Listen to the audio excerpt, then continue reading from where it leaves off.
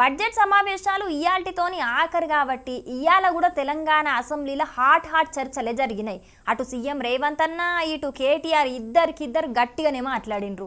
మరి ఆఖరి నాడు అసెంబ్లీలో ఏం చర్చలు చేసిండ్రు, ఏం కథ పురాగిందా పని? ఆర్గన్ డొనేషన్ ఎంకరేజ్ చేయాల్సిన బాధ్యత మనందరి మీద ఉంది. నేను ఒక వ్యక్తిగా, ఎందుకంటే అందరి తరపున మా పార్టీ అందరి తరపున కూడా నేను మాట్లాడలేను సార్, కానీ ఒక వ్యక్తిగా నా ప్రతిపాదన ఏంటంటే I will come forward sir. నేను అవయవదానానికి అసెంబ్లీ వేదికగా నా మద్దతు ప్రకటిస్తూ మనందరం కూడా let us lead by example. House నుంచి మనందరం కూడా ఇక్కడ ఉన్న వాళ్ళందరం కూడా if we can lead by example, మన ఒక్కొక్కరం కూడా 2 లక్షల మందికి 3 లక్షల మందికి ప్రతినిధులం సార్ ఇక్కడ. కాబట్టి ఒకరోజు స్పీకర్ గారు దయచేసి మీరు హౌస్లోనే ఇక్కడ అసెంబ్లీలోనే ఒకరోజు అందరం కూడా పేపర్ సైనింగ్ క్యాంపెయిన్ కూడా పెట్టినట్టయితే సైన్ చేయాలనుకున్న వాళ్ళం, ఎందుకంటే అందరం కూడా ఎమ్మెల్యేలు, మనం లెటర్స్ లీడ్ బై ఎగ్జాంపుల్. మన నియోజకవర్గాల్లో ఆర్గన్ డొనేషన్ ని ఎంకరేజ్ చేస్తే నేను వరుసలో ముందుండి నేను సంతకం పెట్టడానికి మొదటి సభ్యుడిగా ముందుకు వస్తున్నాను. అవయవ దానానికి సంబంధించిన బిల్లును రాష్ట్ర ప్రభుత్వం తీసుకొస్తే దానికి మాజీ మంత్రి కేటీఆర్ అన్న మద్దతు యేసుడే కాదు, స్వయంగా అవయవ దానానికి ముందుకొచ్చిండు. తాజా జనాభా లెక్కల ప్రకారం మరియు ఆంధ్రప్రదేశ్ పునర్విభజన చట్టం 2014లో నిర్దేశించిన మేరకు ప్రస్తుతం ఉన్న 119 అసెంబ్లీ నియోజకవర్గాలను 153 వరకు తక్షణమే పెంచాలని ఈ సభ తీర్మానిస్తుంది. ఇక రాష్ట్రం విడిపోయినప్పుడు సెంటర్ సర్కార్ ఇచ్చిన హామీ మేరకు అసెంబ్లీ సీట్లు పెంచాలని కూడా అసెంబ్లీలో తీర్మానం చేసిండ్రు. ఇక అప్పుల మీద కేటీఆర్ గిట్లన్నాడు. 10 ఏళ్లలో చేసిన అప్పు సంవత్సరానికి 41,000 కోట్లు మాత్రమే. మీరు ఒక్క సంవత్సరంలోనే చేసిన అప్పు 1,58,000 కోట్లు. మేము చేసింది 41,000 కోట్లయితే మీరు ఒక్క సంవత్సరంలో దానికి 4 రెట్లు చేసినారనేది వాస్తవం అధ్యక్ష.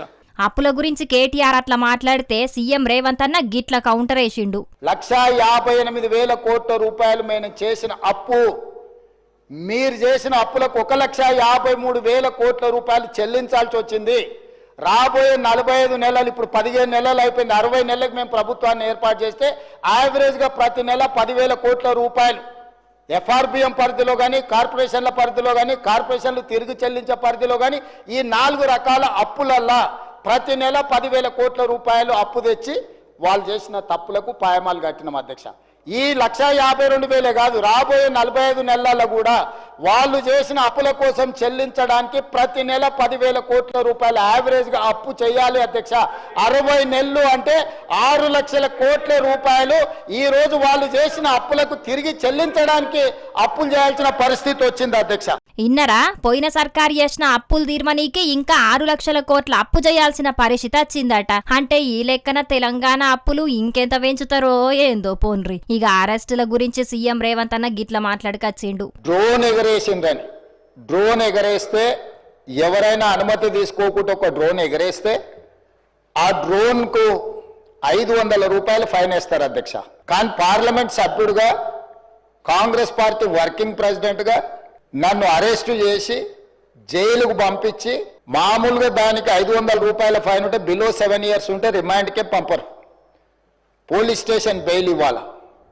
కానీ అధికారాన్ని అడ్డం పెట్టుకొని అన్ని రకాల వ్యవస్థల మీద ప్రభావితం చేసి చెర్లపల్లి జైలుకు పంపించి నక్సలైట్లు, ఐఎస్ఐ తీవ్రవాదులు ఉండే డిటెన్షన్ సెల్లో ఒక కాంపౌండ్లో ఏ ఒక్క ఖైదీని లేకుండా 7 ఫీట్లు బై 12 ఫీట్లు ఉంటే అందులో 3.5 ఫీట్లు పండుకోవడానికి దిమ్మె ఉంటుంది, ఒక చిన్న బాత్రూమ్ ఉంటుంది అధ్యక్ష. 16 రోజులు డిటెన్షన్ సెల్లో ఒక్క మనిషిని చూడకుండా నన్ను నిర్బంధించిన ఆ కోపాన్ని దిగమింగుకొని రాష్ట్ర ప్రయోజనాల కోసం ఈరోజు పనిచేస్తున్నా అధ్యక్ష. దీని మీద కౌంటర్ ఇచ్చిన కేటీఆర్ కూడా బగ్గనేగరానికి వచ్చిండు. అధ్యక్ష, ఆయన ఏమైనా స్వాతంత్ర ఉద్యమం చేసి జైలుకు పోయింది అధ్యక్ష? ఏం చేసిపోయింది అధ్యక్ష జైలు? కానీ అది పెద్ద సానుభూతి. మేము పోలేదా జైలుకి?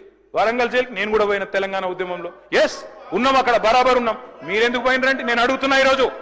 ఎస్, మీ ఇంటికి ఇవ్వాలని జూబ్లీ హిల్స్ ప్యాలెస్ మీదకి ప్రైవేట్ వాడు డ్రోన్ పంపితే ఊకుంటావా? అక్కడ నీ బిడ్డనో నీ వైఫో ఉంటే వాళ్ళని ఇష్టం ఉన్నట్టు ఫోటోలు తీస్తే ఊకుంటావా? ఎవరి ఇళ్లలో పడితే వాళ్ళ ఇళ్ళ దొరబడతా, నా ఇష్టం ఉన్నట్టు చేస్తా, అరాచకం చేస్తా అంటే ఊకుంటారా అధ్యక్ష?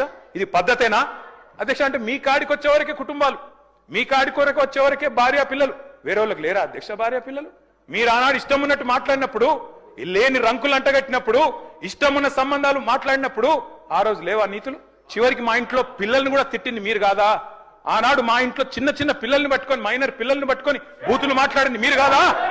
మీరేదో పెద్ద సానుభూతి కోసం మాట్లాడితే ఏం పని చేసిపోయినా మీరు జైలు అయినా నేను అడుగుతున్నా ముఖ్యమంత్రి గారు నేను అడుగుతున్నా అధ్యక్ష జైలుకి ఎవరు పంపుతారు అధ్యక్ష ప్రభుత్వాలు పంపుతాయా కోర్టులు పంపుతాయి కోర్టులో మీరు ఛాలెంజ్ చేసినారు నన్ను రిమాండ్కి పంపొద్దు అని మీ లాయర్లు అడిగినారు కోర్టు కాదు మీరు జైలుకే పోవాలని చెప్పింది మేమేం చేస్తాం దానికి రిమాండ్కు పంపేది మేం కాదు సార్ మీరు కాదు ముఖ్యమంత్రి గారు హుంకరిస్తున్నారు నేను అనుకుంటే అక్కడ ఎవరు మిగిలరు నువ్వు ఏమనుకున్నా ఏం ఫరక్ పడదు ఇగటు పువ్వుపాటి ఎమ్మెల్యే రాకేష్ అన్న రేషన్ బియ్యం గురించి గిట్ల మాట్లాడిండు. రూపాయికి కొన్న కిలో బియ్యాన్ని అక్కడనే షాప్ లో 15 రూపాయలకు అమ్మేస్తున్నారు. 15 రూపాయలు మళ్ళీ 30 రూపాయలకు కొంటున్నారు. ఇది రాష్ట్రానికి బాగా ఉపయోగపడుతుంది.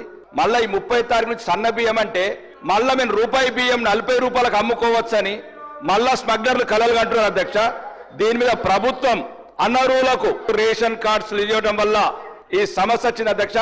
వేలాది కోట్ల ప్రభుత్వ ధనం దుర్వినియోగం అవుతుంది. ఆకలైనోడికి బియ్యం ఇవ్వండి తప్ప అమ్ముకుంటోడికి బియ్యం వేయండి అధ్యక్ష. మీ ద్వారా ప్రభుత్వానికి చెప్తున్నా.